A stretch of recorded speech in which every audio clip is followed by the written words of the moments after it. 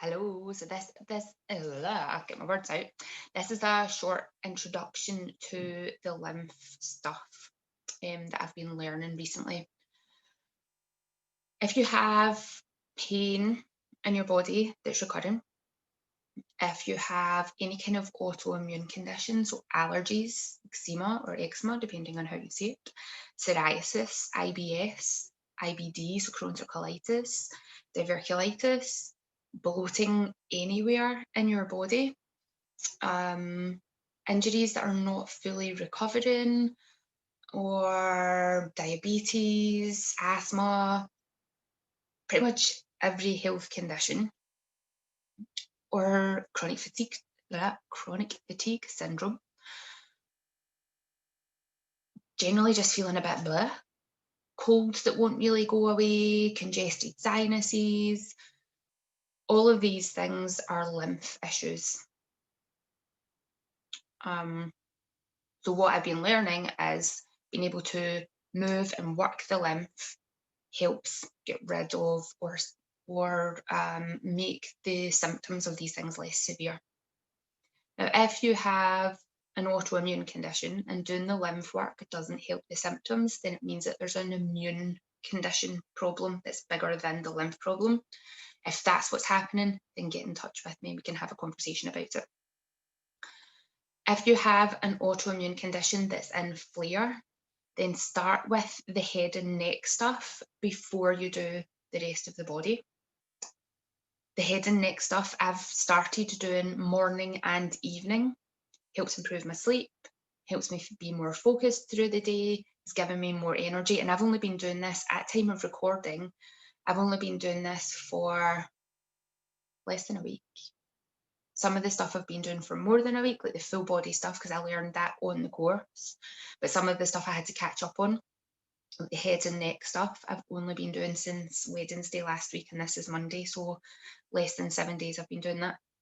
And totally noticed a difference. And it was only last night that I added in doing the head and neck stuff morning and evening and got an amazing night's sleep last night.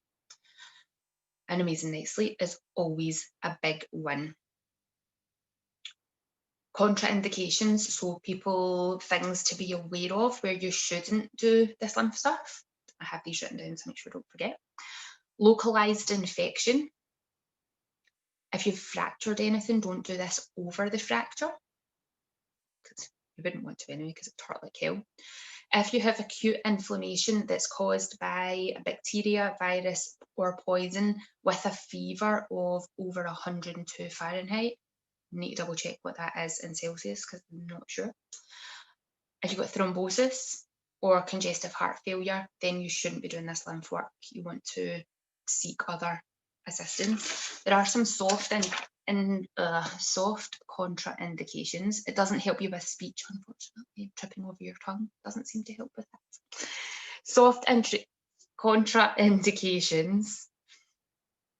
This is just things to be aware of. So if you have any kidney problems or are currently diagnosed working with cancer, work with your consultant, speak to them about it and ask them their opinion. There are some cultures around the world, like Japanese and Chinese, that use this work as part of the healing process. There are other that will advise you away from it. Here in the UK, we used to, when I first did massage back in 2009, when I was learning, we were told not to ever massage somebody who had cancer. That information has now changed. So the knowledge and things like that in these different departments, but to be sure and to be happy that you're happy with it and your consultant's happy with it, check with them first. If you have a removed spleen, you need to be much more careful with this. So again, speak to your doctor about that. If you're on any medications, be aware that medications over time build up in your liver. And that means that when we start doing this lymphatic work, your liver will start to clear and start to drain, which means it could release the medications that's built up in the system into your bloodstream. So if you're on any medications or have been on any medications in the past for a prolonged period of time where there could be a potential build-up, be aware of the side effects of those medications that you're on, so that you can notice whether or not you're experiencing a higher level of the medication in your bloodstream. The guy who taught me all this lymph stuff was on medication for his thyroid. Now he was on, I'm going to say 350 micrograms of whatever medication it was he was on. When he started doing this lymph stuff, he started getting side effects to the medication. He went back, got blood work done. They checked the levels of the drug in his blood. The levels were much higher than they should have been. So they've reduced down his medication down to 200 micrograms. So just if you are on any kind of medication, be aware that side effects may start to come up, and it might be that you need to adjust the medication, but speak to your doctor, because they will be the ones that are able to help you. When the very first day that I did this, I did get a little bit headachy. And the reason is when you start to move the lymph, if it's really congested, you may experience some detoxification. So for some people, that will be increased energy and feeling amazing. And for other people, you might feel like you've got the worst hangover that you've ever had, or it could be somewhere in between on that spectrum. So just know that changes that are happening for a reason. Now, if you feel amazing, then you can repeat this straight away the next day. If you experience the detoxification kind of hangover-y experience, then wait until that has passed before you repeat. Make sure you drink plenty of fluid, whether you have the heightened experience or the unheightened experience, or no experience at all, because getting the fluids in are going to help flush any toxins that you're releasing out into the system straight out. Might mean that you pee more, but that will just be while you're in that clearing process. And once things have cleared out and everything's moving a bit better, you will not need to pee quite as often. Make sure that you're well hydrated before you do this, as well as after. When you're drinking fluids, if you purify your water, so if you get tap water and you put it through a filter, that purified water isn't going to absorb into your body very well. It's going to just go straight through and out the other side. So really good, useful ways to structure your water, they call it. Simple things you can do: put it into a glass vessel, a cup, jug, whatever, and sit it in the sunlight for a little while before you drink it. Like 15-20 minutes in sunlight before you drink it.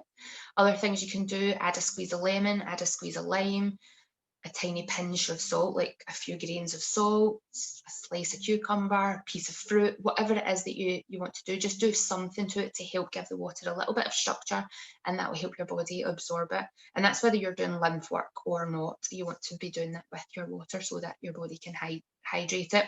Not drinking ice cold water as well.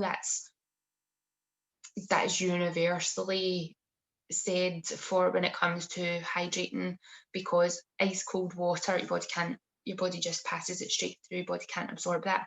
Room temperature water or warm water and your herbal teas and things like that, much more beneficial.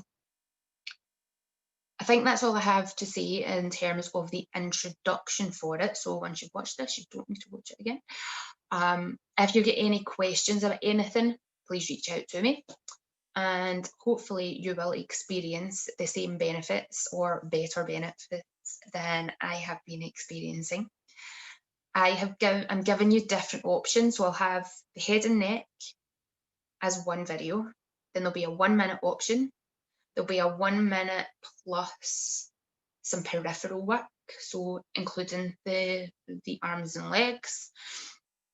There will be a slightly longer, about 5 minute one, so you can just pick and choose whichever ones work. But if you can try and incorporate at least one of these things into your life every single day, you're going to feel the benefits of it. I'm also going to put a video up on how to do a quick assessment of yourself. So the assessment you would only ever need to do once. And it just, sometimes when you feel a part of your body, like, oh my goodness, there's pain there, I never knew that there was pain there, because you just never touched yourself in that specific space in that specific way that you thought, wow, interesting. So quite often when we have pain in our body, the pain, unless you have actually injured yourself, like broken a wrist or fallen and hurt yourself, quite often the pain where it's coming from isn't actually where it's coming from. It's somewhere else and it's referred pain. So this work can help suss that out and then release it.